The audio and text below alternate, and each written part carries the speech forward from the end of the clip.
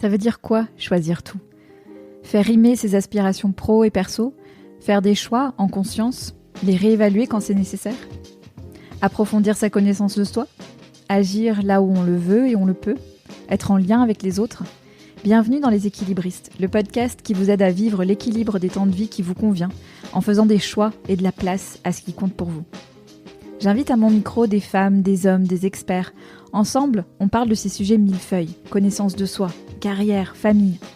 À la fin de ces conversations, vous aurez réfléchi, ri, pris du recul et surtout, vous aurez envie de vous mettre en action pour construire la recette qui vous convient. Je m'appelle Sandra Fiodo et je suis la fondatrice de Conscious Cultures, une société de conseil et de coaching qui vise à promouvoir une meilleure intégration des domaines de vie pour que carrière et vie personnelle se construisent ensemble, en harmonie. Si vous aimez les équilibristes, pensez à vous inscrire à ma lettre, numéro d'équilibriste, que j'envoie 2 fois par mois pour partager réflexions, anecdotes et ressources sur les sujets que nous abordons dans le podcast. Le lien pour vous inscrire est dans les notes de cet épisode. Merci de votre écoute. Je me réjouis de faire avancer ces sujets avec vous. Asma Ghaffari, mon invitée du jour, a un parcours dans lequel vous allez peut-être vous reconnaître. Brillante élève, investie, appliquée, elle a rempli le contrat familial en faisant de grandes études scientifiques. Son doctorat en poche, Asma se retrouve maître de conférences face à des étudiants de tous milieux, de tous horizons, qui lui confirment ce qu'elle pressent. Il n'y a pas qu'elle qui se pose des questions sur ses choix d'orientation et de carrière. Animée par une forme de colère vis-à-vis de l'école qui encourage si peu à faire ses propres choix, elle décide d'accompagner celles et ceux qui ont suivi la voie toute tracée pour eux et ne s'y reconnaissent pas. Asma est passionnée de développement humain, de pédagogie et engagée pour accompagner les individus à mieux s'orienter et à faire des choix de carrière, de vie, davantage en conscience. C'est la mission qu'elle et son associé Laurent Paulet se sont donnée depuis la création de Primavera en 2013. Dans cet échange, Asma nous emmène avec elle dans son enfance à Tunis dans les années 80, dans les dîners familiaux animés juste après l'obtention de son bac. Et avec Asma, nous abordons des questions que beaucoup d'entre vous se posent ou se sont posées. À quel moment on mobilise son courage pour commencer à faire des choix par soi-même ? Comment on s'affranchit des attentes des autres pour tracer sa propre voie, quel que soit le moment de carrière ou de vie dans lequel on se trouve d'ailleurs ? Comment se libérer aussi de la pression à prendre la bonne, entre guillemets, décision ? Pourquoi les femmes questionnent davantage leur parcours pro que les hommes ? Statistiques à l'appui. Asma nous propose aussi des idées concrètes quand on est en plein questionnement. À quoi prêter attention quand on se pose des questions sur la suite de son parcours pro ? Par où commencer quand on est en plein doute, qu'on sait ce qu'on veut plus, mais que la suite est comme un épais brouillard ? Et vous verrez, sa réponse est totalement contre-intuitive. J'ai adoré ce qu'Asma a partagé sur la notion de tolérance à l'inconfort, sur la sensation d'équilibre comme une question d'énergie et pas du tout de temps, et sur sa manière d'aborder la question de l'orientation de ses propres enfants. C'est un épisode riche, concret, et j'espère que vous aurez autant de plaisir à l'écouter que j'en ai eu à l'enregistrer. Bonne écoute. Bonjour Asma. Bonjour Sandra. Bienvenue dans Les Équilibristes. Je suis très heureuse de t'y accueillir. Et j'aimerais qu'on commence par découvrir la petite Asma de 7 ans. Savoir dans quel environnement tu as grandi, de quoi tu rêvais, les messages que tu recevais, c'était comment ? Alors, si je remonte à cette époque, donc j'étais à Tunis. Asma, la petite Asma, elle était timide, réservée, rêveuse. Elle ne faisait pas de vagues. Elle a très vite compris que si elle faisait comme elle voulait, elle serait moins acceptée. De quoi je rêvais ? Je pense qu'Asma rêvait de couleurs, d'espace, de cadres créatifs. Ah ouais. Mais c'était pas tant la culture de la famille. Donc, être aimé, c'était plus important qu'être aimé pour ses créations, et c'est comme ça qu'Asma a grandi, avec ces messages-là. Ouais. T'avais des frères et sœurs ? Oui, j'étais l'aînée, enfin je suis toujours l'aînée. J'ai 2 frères et 2 sœurs. Ouais. Donc, avec pas mal de différences d'âge, on est très espacés. Et donc une forme de aussi, je pense que très vite j'avais conscience de ce rôle d'être un peu le modèle. Et en plus, je suis la première petite fille ou premier petit enfant en tout cas de la grande famille paternelle et maternelle. Ah ouais. Les regards étaient tous posés sur moi. Ah ouais, la pression. La pression, voilà. Donc il y avait quelque chose de l'ordre de il faut vraiment être à la hauteur. Ouais. Et comment ça se manifestait C'était dans ce qui était attendu dans tes résultats scolaires, dans ton comportement? C'était oui. Quoi? Ah oui. C'était à la fois dans le comportement. Alors comme ma nature s'y prêtait bien, j'étais plutôt docile. Voilà, je ne faisais pas de problème. J'aidais, j'étais voilà, je ne montrais pas beaucoup ce qui se passait intérieurement. Ah ouais. Sur les résultats, alors oui, bien sûr. Je me souviens d'une anecdote, tiens, ça me revient, mais je l'avais pas conscientisé depuis un moment. C'était au primaire, je pense la 2e année de primaire, ou 3e, et je pleurais au retour de l'école. Alors la famille m'accueille avec beaucoup d'angoisse. Qu'est-ce qui se passe? Parce qu'on a eu nos résultats. Et j'ai dit, ma copine est seulement 2e. Et alors? Et toi? Je suis 1re. Mais elle est très triste, ma copine. Ah ouais, l'empathie. Mais en fait, j'ai pris conscience que ma réaction leur a fait peur à mes parents. Que je sois à ce point inconsciente, peut-être, le mot. Inconsciente que c'est qu'il faut que je cherche là l'excellence pour moi, en fait. Le premier rang pour moi. Et j'ai toujours cherché finalement le premier rang pour remplir ça. Pour remplir pour les rassurer. Contrat, quoi. Oui. Et tu te projetais dans ta vie d'adulte, tu t'imaginais, on a souvent des rêves de métier quand on est petit. Tu te souviens de ce qui te faisait envie à cette époque-là? Pas du tout. Pas du tout. J'ai aucun souvenir et je ne pense pas, en fait, m'être projetée. Ah ouais. J'ai plus l'impression, aujourd'hui adulte, que quand j'étais enfant, je vivais à l'intérieur. Ah ouais. Qu'il n'y avait pas d'extérieur. Je vivais beaucoup à l'intérieur. Alors, très petite, dès 3 ans, j'aimais beaucoup me mettre sur une petite table avec des crayons et une règle et dessiner des formes géométriques. J'aimais beaucoup ça. Plus tard, à l'adolescence, je faisais des croquis ou je recopiais des dessins de bande dessinée. Mais pas de projection réelle d'un métier qui m'aurait transportée pendant un moment. Et est-ce qu'on rêvait pour toi? Est-ce que tu avais... Oh oui. Ah oui, ça c'était... le destin était clair. C'est peut-être pour ça que je ne me faisais pas un souci et que peut-être voilà, je m'économisais une énergie vaine. Oui, le destin était clair. Il n'y avait pas à tergiverser. La route devait être tracée par les études. Et il faut aussi se mettre dans le contexte. Les années 80, à Tunis, je suis une jeune fille. Mon papa est professeur.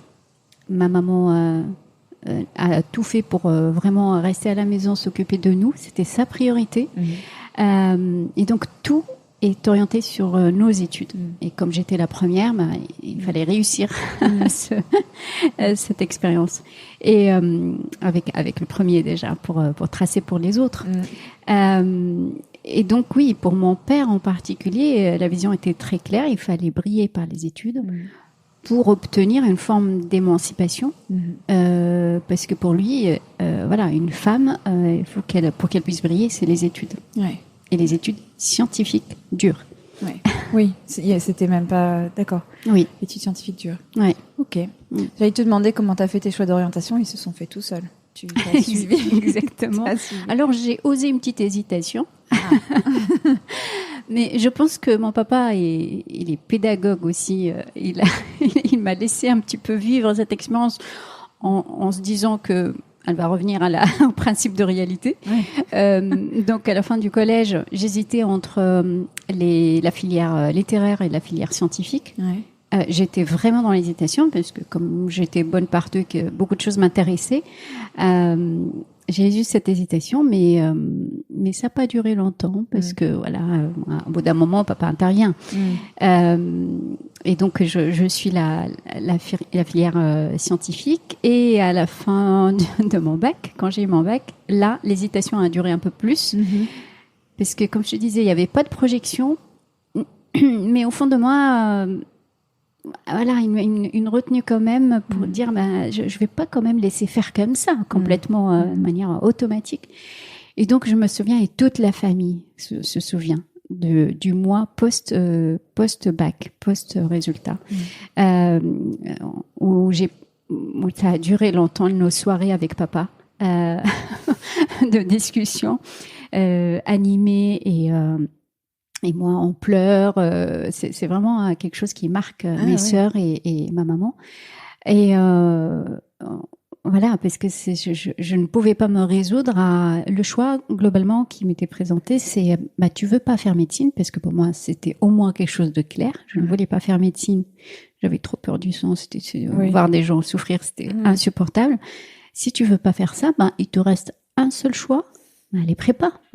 Il faut continuer à faire, aller au plus loin.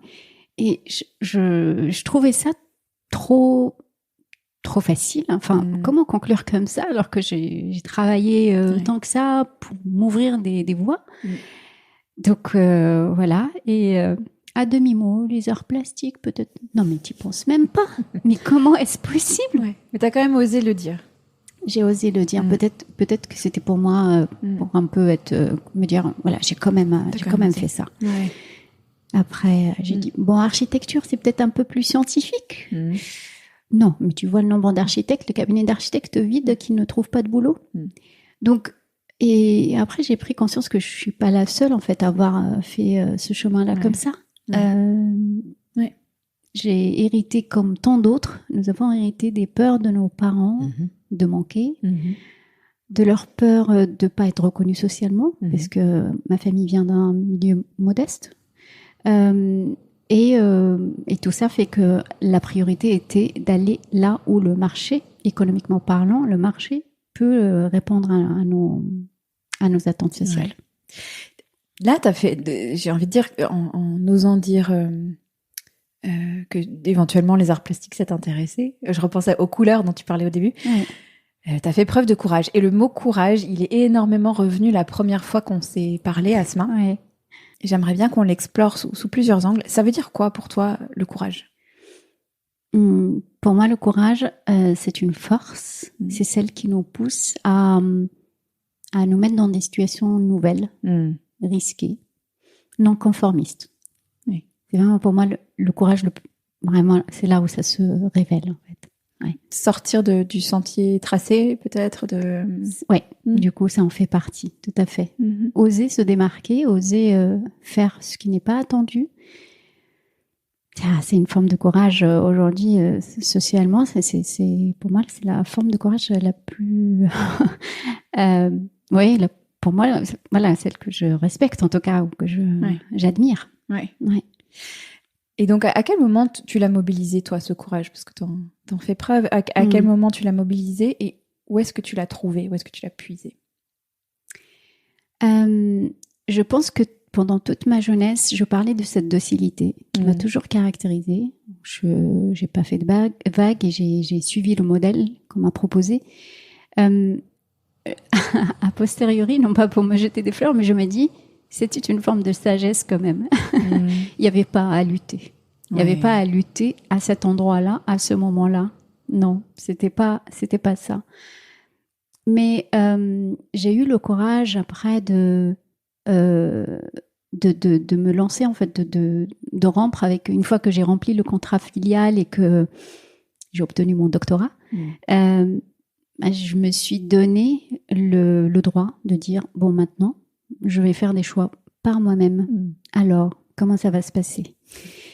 C'est là où j'ai commencé à sentir le sol se dérober et là où je me suis dit, bon, là tu oses, en fait. Ça a été quoi l'élément déclencheur?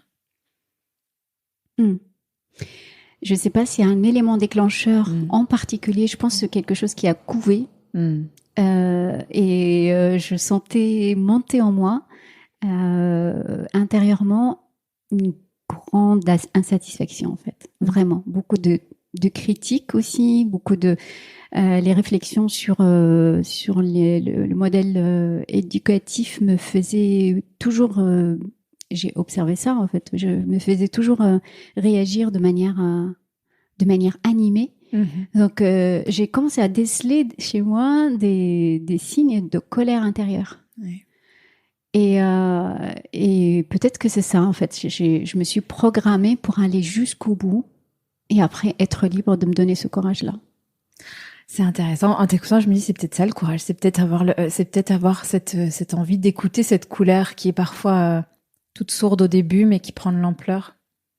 Oui, tu as raison. Ouvrir cette porte-là, ça demande du courage. Oui, absolument. Et t'animais récemment une conférence sur le thème « Comment préserver ses valeurs dans un monde en crise ». Je trouve ça passionnant comme sujet. Avec la mention « Comment les diplômés du supérieur peuvent concilier des choix de carrière audacieux pour les enjeux de la planète ou pour leur santé et un réalisme dans leur rapport au marché du travail ». Oui.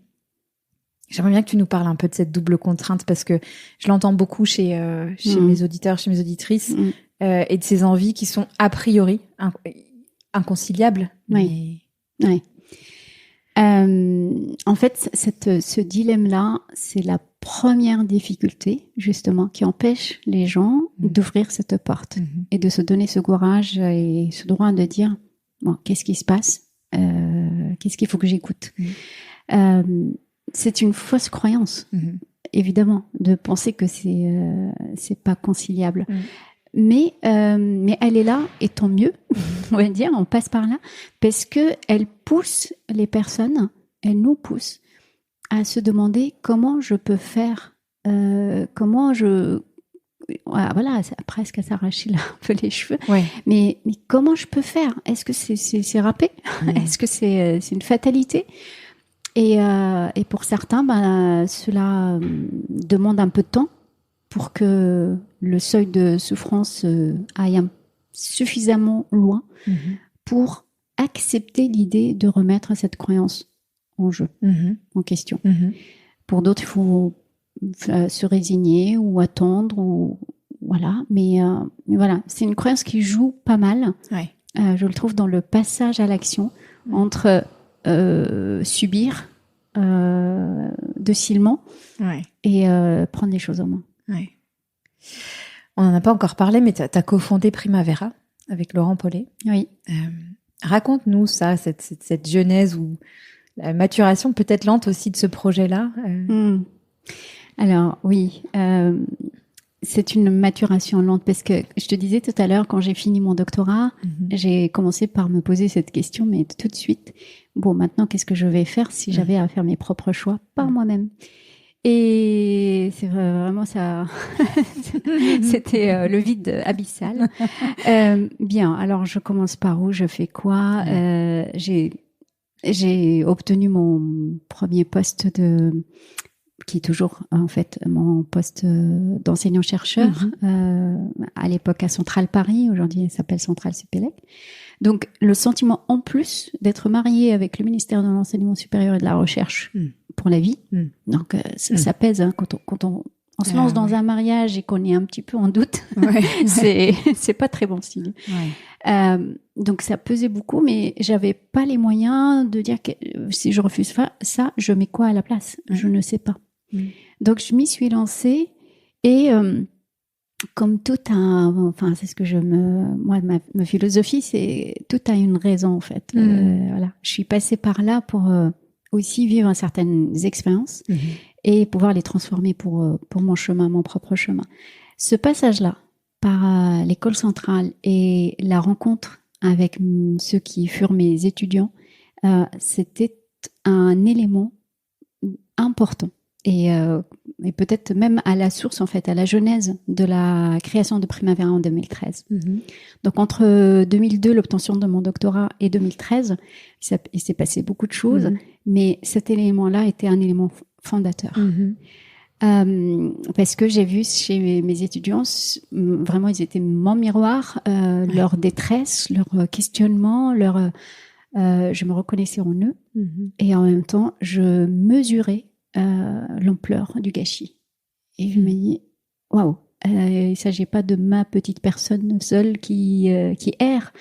Il s'agit de tout ce monde-là. Et globalement, après, j'ai fait quelques interventions aussi dans d'autres écoles de commerce, d'université, auprès de publics un peu de la diversité aussi, par Mosaïque Arrache.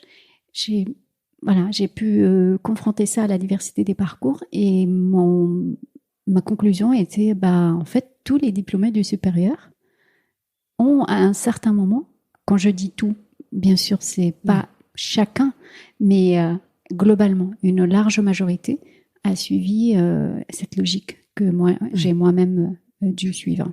La logique de je ne me pose pas de questions, je suis le parcours tracé parce que je suis un excellent élève et que exactement que ça se déroule, quoi. Oui. Certains ont dû souffrir pour être excellents élèves, d'autres c'était plus facile pour eux, mais c'est l'idéal qu'on mettait pour tout le monde. Et donc pour ceux pour qui c'était facile, c'est les grandes écoles. Pour d'autres, il faut quand même pousser jusqu'au master. Et donc les études c'était le Graal. Donc cette rencontre avec les étudiants et mes étudiants en particulier était vraiment fondatrice. Et après, commencer une exploration intérieure et à la fois extérieure avec beaucoup de choix, de formation, de rencontres pour vraiment aller sonder cette colère contre l'école, contre cette logique que j'ai dû suivre et pour enfin en faire quelque chose. Il fallait vraiment en faire quelque chose. C'était ça en fait. Voilà. Donc la rencontre avec Laurent, c'était à un moment où j'étais mûre pour transformer la colère en action et pour se dire ok, en fait, c'est ça. On a suivi un chemin, mais maintenant il y a quelque chose à faire en fait. On peut faire quelque chose.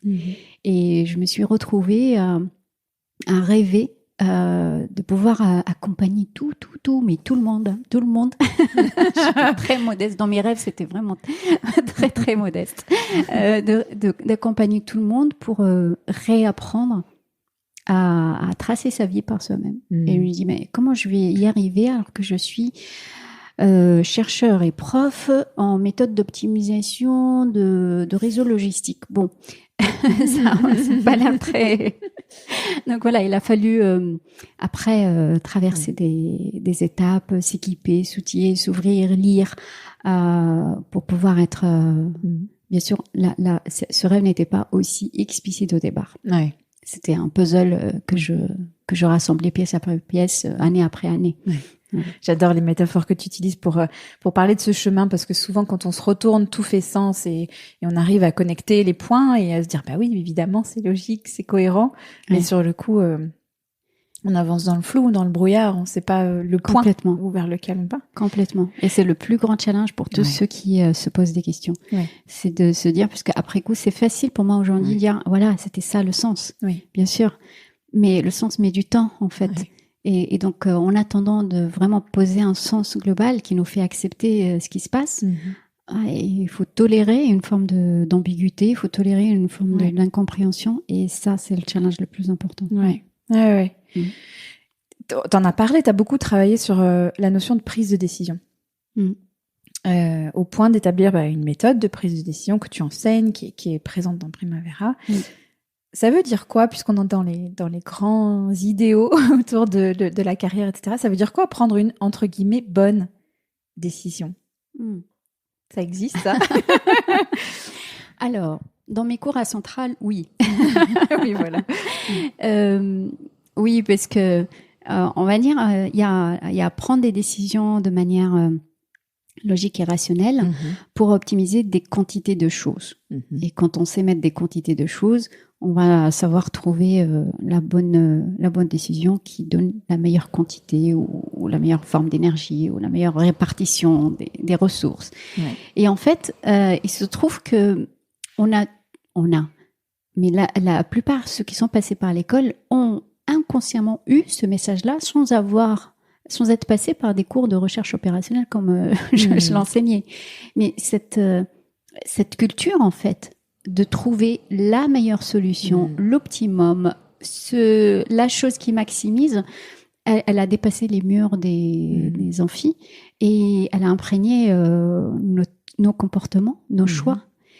Et justement, dans Primavera, je fais réfléchir les élèves sur cet aspect-là.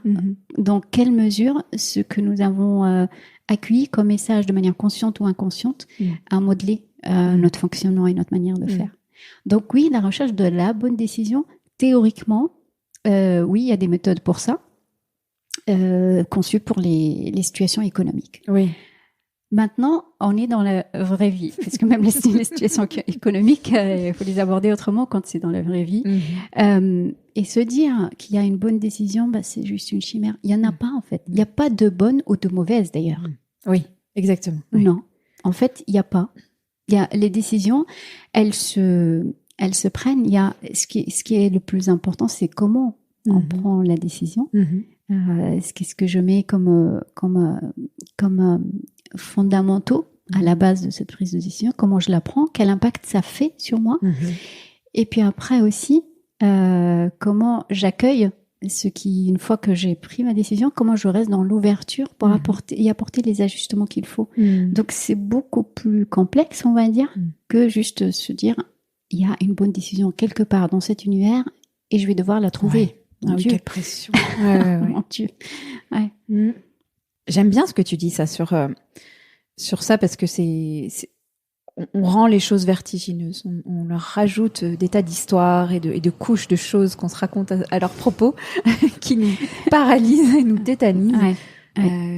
Et c'est ce que tu disais tout à l'heure sur ton parcours. Tu dis maintenant avec le recul, je me dis que j'ai bien fait de pas me battre à cette époque-là. C'était pas le moment.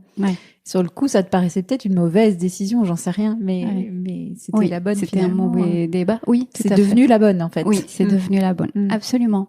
C'est ce recul-là qui permet de dire ok, il s'est passé ça, soit c'est un fait. La suite peut rendre le passé plus ou moins glorieux. Plus ou moins acceptable, plus ou moins source de fierté. Donc, ça nous appartient toujours en fait d'agir sur le passé. Oui. Alors avec Laurent Paulet, avec votre équipe, tu accompagnes des individus qui sont en questionnement professionnel et tu me disais que c'était souvent les femmes qui entreprenaient de questionner leur parcours plus que leurs homologues masculins. Je sais que c'est un sujet qui te tient à cœur. À quoi t'attribues ça déjà? Alors, c'est un constat, et plus qu'un constat, c'est vraiment un fait, parce que là, ça fait 10 ans maintenant. Et au-delà de Primavera, avec mes expériences personnelles, et je pense que ceux qui nous écoutent peuvent aussi en faire le constat eux-mêmes autour d'eux, dès qu'il s'agit, même dans les cercles de développement personnel, en fait, dès qu'il s'agit de se poser des questions, d'ouvrir une porte pour dire « qu'est-ce qui se passe ?» qu'est-ce que je peux faire moi pour transformer une situation Alors là, en effet, il y a beaucoup plus de femmes que d'hommes. Chez Primavera, on oscille dans les années entre 60 et 70%, les deux tiers globalement de femmes. Bon, pour moi, c'est logique. Alors raconte-nous. Pour moi, c'est naturel. Et je l'attribue au courage des femmes. Que j'aimerais vraiment pour cette occasion leur rendre hommage. C'est courageux, non pas parce qu'elles ont choisi d'être courageuses, on ne choisit pas, peut-être on l'est et on le devient et on accepte de l'assumer. Les femmes ont des parcours beaucoup plus difficiles que les hommes. Je pense que je sais pas si on peut contester ça, mais c'est une réalité. Elles ont un parcours difficile. Parcours pro, parcours... C'est en tout, en fait. Ouais, en tout. Dans la société, la société est construite de telle sorte que pour une femme, eh bien, c'est plus facile de faire ses preuves. C'est plus difficile, de faire ses preuves. C'est plus difficile de montrer qui on est. C'est plus difficile d'être tel qu'on est. C'est plus difficile et notamment dans le monde du travail, de se conformer à une logique qui a été beaucoup conçue de manière masculine, la logique de la performance, de la quantité, de la productivité, voilà. Donc ça ne prend pas en compte tous les attributs un peu féminins. et qui appartiennent à l'histoire d'une femme ou à sa manière de tracer un chemin. Je pense qu'aucun homme ne pourra vraiment jamais vivre ce tiraillement que vit une femme qui attend un enfant et qui travaille et qui voit dans les yeux de ses collègues ou de son management la peur déjà et le calcul de qu'est-ce que ça va impacter sur la performance, sur sa performance. Aucun homme ne peut vivre le tiraillement que vit une femme quand elle va elle fait grandir des enfants à la maison et elle a besoin de temps et elle doit se positionner sur certains horaires parce que c'est pas possible. Elle doit faire des compromis. C'est beaucoup plus difficile pour une femme. Et on attend d'elle qu'elle soit au même niveau sur les mêmes critères que les hommes. Donc les tiraillements sont beaucoup plus fréquents, plus profonds. Ça touche à son rôle en fait fondamental vis-à-vis d'une famille, vis-à-vis d'enfants, vis-à-vis de la société.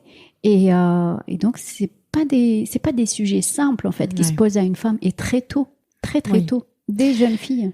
Mais tu crois pas que moi ce que je suis d'accord avec toi et j'ai un peu envie de challenger aussi ça parce que moi j'ai l'impression que autant on est socialisé pour être excellente partout.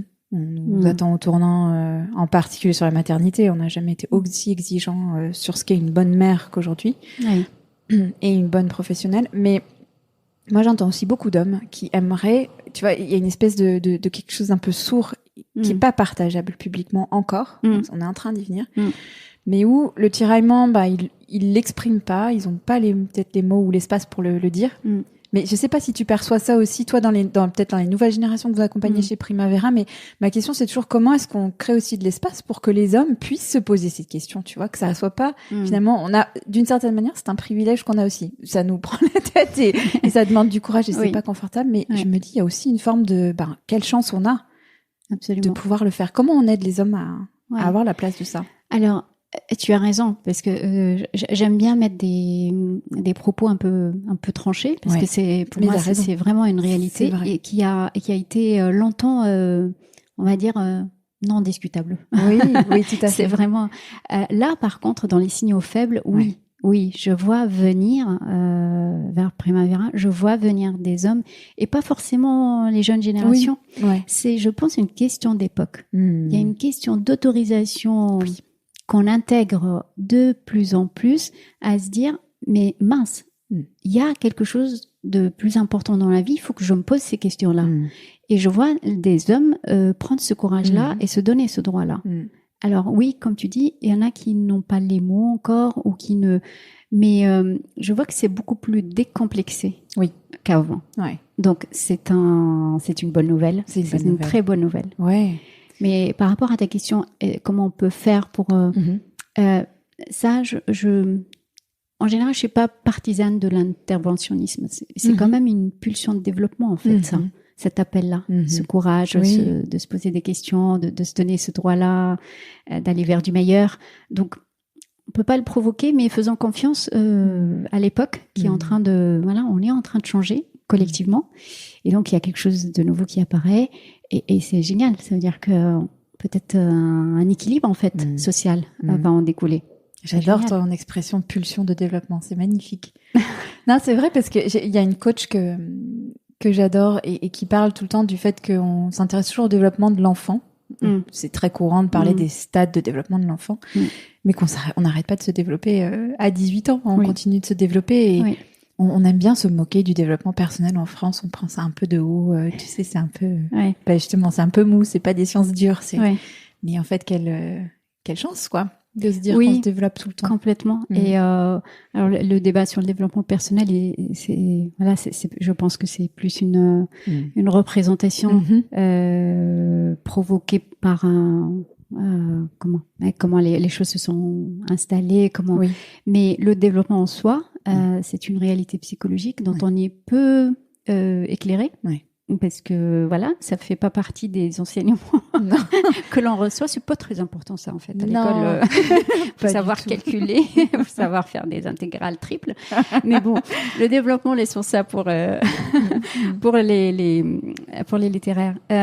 Moi, j'ai vraiment adoré ces découvertes-là en psychologie et ça fait partie de ce qu'on à Primavera, de ce qu'on transmet pour permettre justement cette compréhension et rendre la chose beaucoup plus acceptable et dire ok, c'est normal, je traverse une zone normale.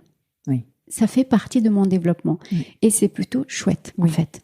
Il y a vraiment des opportunités qui vont découler pour moi et c'est chouette. Oui. On est dans une période qui valorise, mais j'ai presque envie de dire glorifie la reconversion, l'entrepreneuriat. C'est le Graal, la solution à tout. Mais ma question, c'est quand rester dans son job, quand persévérer et quand partir? Est-ce que est-ce qu'il y a, pareil, on dit il n'y a pas de bonne décision, mais est-ce qu'il y a quand même des éléments qui permettent de s'orienter? Ouais. Alors oui, comme chaque époque, il y a des modes et aujourd'hui c'est l'entrepreneuriat, c'est prôné comme une solution pour tout le monde.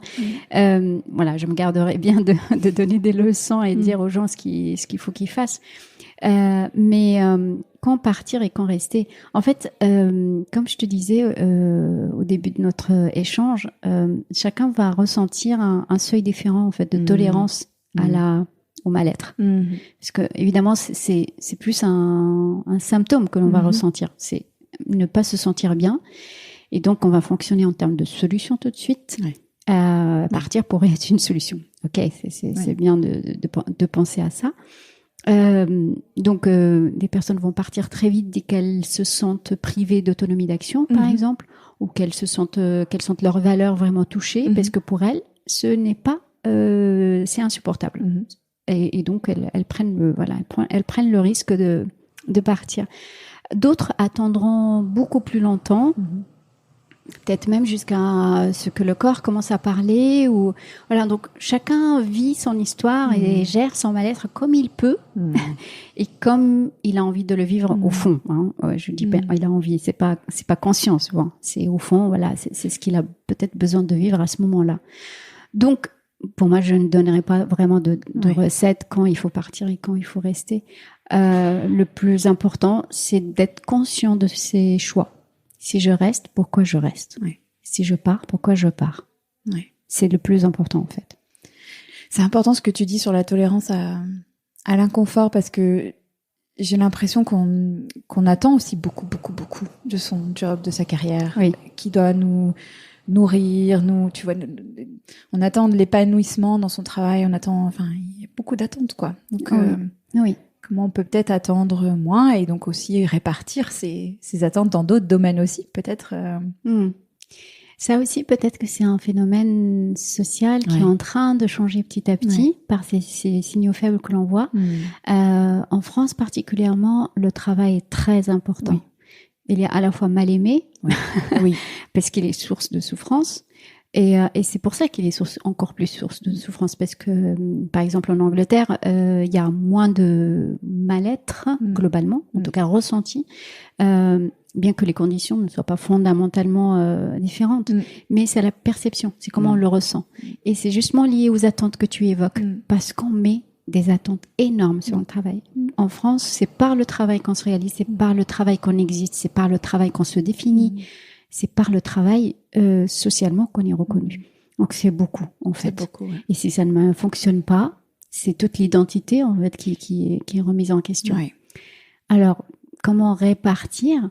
Je pense que ces signaux-là de mal-être, de déséquilibre et d'inconfort participent à ça. Ils viennent à un moment dire: écoute, il y a peut-être quelque chose qui se passe, peut-être que tu peux revoir la situation, peut-être que tu peux faire autrement, peut-être qu'il faut baisser l'enjeu par rapport au travail, peut-être.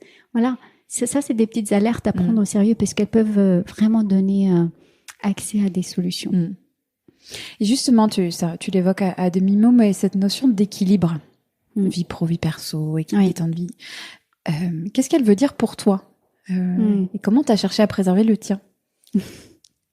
Alors, ce que ça veut dire pour moi, je le prends et j'ai l'habitude aussi de le voir beaucoup chez nos élèves à Primavera, comme faisant partie des symptômes les plus fréquents.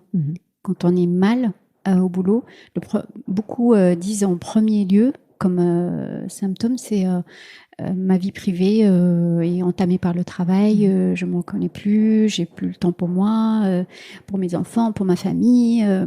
Donc oui, l'équilibre est entamé. Et c'est, pour moi, c'est souvent un symptôme de quelque chose d'autre. Mais là aussi, un symptôme très précieux, parce que si on commence à se dire, mince, c'est déséquilibré, alors peut-être qu'en effet, il y a des choses à tirer de là. Peut-être se poser la question, qu'est-ce qui est touché là comme valeur? Qu'est-ce que ça vient toucher? Ou qu'est-ce que ça me retire comme envie? Qu'est-ce qui n'est plus possible pour moi de faire avec ce rythme-là, avec cette charge-là? Et du coup, ça donne accès à des infos. C'est OK, ça me prive de ça, j'aurais envie de ça. C'est telle valeur qui est touchée parce que pour moi, la présence pour ma famille est importante, parce que je crois dans la construction de mes enfants, de la personnalité de mes enfants par ma présence, par exemple. Et donc, on se connaît mieux. Donc, si on reste juste sur équilibre vie pro, vie perso, et on se dit, OK, ça va pas, je vais aller ailleurs où les horaires sont plus flexibles, c'est plus... en fait, on rate une occasion en or pour mieux se connaître et donc pour mieux choisir. Et tu disais comment je gère le mien. Oui, enfin, est-ce que ça a été un sujet pour toi? Est-ce que t'es maman aussi, toi? Alors non pas que ce soit le fait d'être mère qui amène à se poser ces questions, mais souvent ça les rend plus fortes. Oui, tout à fait. Alors, j'ai eu la chance donc d'avoir eu mon métier de professeur et chercheur pendant 18 années à temps plein, mais j'avais mes heures de cours, la recherche. Et quand ça dépassait, parce qu'il n'y a pas de frontière vraiment dans ce métier, il n'y a pas de frontière entre le travail et la maison. Donc, je pouvais moduler, en fait, mon travail. Alors, ça m'a amené, bien sûr, à travailler le week-end, mais je pouvais partir un vendredi à 13h, parce qu'on m'appelle à la crèche, ma fille a de la fièvre. Et sans aucune culpabilité, ni... mon rythme m'appartenait. J'avais cette chance-là quand mes enfants étaient tout petits. Et puis après, 2013, je lance Primavera. Mes enfants avaient, alors je calcule, 8 et 5 ans, donc ils étaient encore petits. Mais là, en fait, j'ai découvert, et vraiment je témoigne de ça, j'ai découvert que l'énergie que l'on a dépend de ce qu'on fait. Et ça, c'était merveilleux de voir. Primavera, c'était quand même c'est un projet voulu, désiré, dans lequel je m'engouffrais avec appétit, avec enthousiasme, donc j'avais de l'énergie à revendre en fait. Et donc je travaillais beaucoup. J'ai passé vraiment là, on a fait 10 ans, c'était 10 ans vraiment de labeur intense. Et en même temps, j'avais de l'énergie pour mes enfants. Alors, pas beaucoup de temps. En termes de temps, c'est pas beaucoup. Mais quand j'étais présente, j'étais bien présente. Et je pense, je revois des moments où je rayonnais mon plaisir à moi, en fait, d'enfin accéder à un projet professionnel qui me mettait de la joie. Donc, c'était super aussi de voir mes enfants prendre un peu mon vocabulaire, certains moments dans des réunions familiales, et témoigner à la famille de situations cocasses qui m'ont entendu raconter, de ce que je vivais. Donc voilà, c'était un bonheur partagé. Finalement, le travail venait égayer, même s'il me prenait beaucoup, mais il apportait cette joie-là. Donc oui, finalement c'est relatif. C'est plus en termes de temps, mais c'est en termes vraiment d'énergie que ça donne. Si on prend, si le travail prend de l'énergie, c'est pour ne pas laisser une trace joyeuse, en fait, on est perdant dans l'équation. Ouais. Et si je calcule bien, donc tes enfants sont en pleine période d'orientation, de questionnement sur leur parcours. Bravo Sandra. T'as vu, je suis forte en maths. Bravo. Complètement. Et donc, comment t'abordes cette période-là, toi, avec ton expérience? Qu'est-ce que alors tous les deux, en effet, ils sont en fin de collège et bac. Et alors 2 personnalités différentes et oui, bien sûr, moi forte de ma propre expérience, j'avais surtout vraiment hâte de voir les choses se passer et de me dire comment moi je vais vivre ça avec mes enfants. Et très tôt dans leur scolarité, très tôt j'étais plutôt dans le sens de les laisser vivre les choses sans intervenir, voilà, et les laisser observer dans quoi ils sont bien, donc comment ils se projettent. De les équiper en fait. Donc j'ai fait le choix aussi d'une école privée, d'une pédagogie alternative qui leur permet de développer tous les savoirs autres que intellectuels, donc manuels, artistiques, pour avoir voilà un corps, on va dire plus éveillé, plus vif. Et surtout le message que je leur envoie, c'est T'as le droit à l'erreur. T'as vraiment le droit à l'erreur. Si tu ne sais pas, c'est pas grave. Tente quelque chose, puis de toute façon, ça sera un passage pour autre chose et tu verras bien. Donc, ça, c'est mon message. Et mon histoire personnelle leur transmet autre chose. Leur transmet ma propre expérience, l'excellence académique. Donc, je leur dis, voilà, moi, j'ai vécu ça comme ça. Mais moi, j'ai dû obéir à une certaine logique. Vous êtes dans une autre logique. Donc, faites votre choix maintenant. Voilà, vous êtes libre de vous tromper. Ouais, on revient à cette histoire de bonne décision ou de décision. Il n'y a pas de bonne décision. Tout à fait. Tout est rattrapable. Exactement. Exactement. Ouais. Il y a, je te disais tout à l'heure en off, j'ai passé le week-end avec une amie très chère qui est en plein questionnement pro, qui sait qu'elle est pas bien dans ce qu'elle fait aujourd'hui et qui, tu vois, situation assez classique, la quarantaine, des responsabilités familiales, etc. Et qui me disait, mais je ne sais pas par où commencer. Je sais ce que je ne veux plus, mais je sais pas où je veux aller, je sais pas tu vois, par quel bout prendre les choses, etc. Je suis sûre que tu en vois plein des gens dans cette situation-là. Est-ce que tu aurais quelques idées de par où commencer quand on est dans cette situation-là, qu'on a de l'ambition et de l'énergie à revendre, mais qu'on ne sait pas comment la diriger? C'est justement, on a eu pas mal de demandes d'aide comme ça, parce que les gens ne sont pas tous tout de suite prêts à enclencher une action pour se dire, ok, je vais faire un choix, mais ont besoin de maturer tranquillement. Et j'avais formulé comme un parcours introspectif avec des questions pour guider les personnes. Là, pour résumer, je pense pour une personne qui commence à se poser des questions, qui ne sait pas par où commencer, je pense que la priorité serait pour elle de prendre du temps. Vraiment. Juste tu prends du temps, de pas se mettre la pression et de pas avoir d'objectif. De pas se dire dans 3 mois il faut que j'aurai compris ce qui se passe, que j'aurai fait mon choix sur ce que je dois faire. Non, juste de prendre soin d'elle et de prendre du temps, de marcher beaucoup à l'extérieur, de prendre des goûters avec les copines, de se faire du bien. Et on est mieux en fait, on décerne mieux quand on prend ce temps-là, vraiment, sans objectif. Sans attente de résultats, sans se dire que j'aurais mieux compris ou mieux. Voilà, prendre le temps. Et puis les choses viendront à elle petit à petit.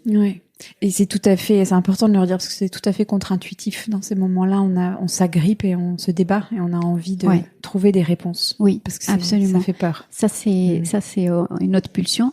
La peur, c'est quand on voit un mal-être et puis qu'on n'a pas de solution à apporter tout de suite et qu'on ne comprend pas.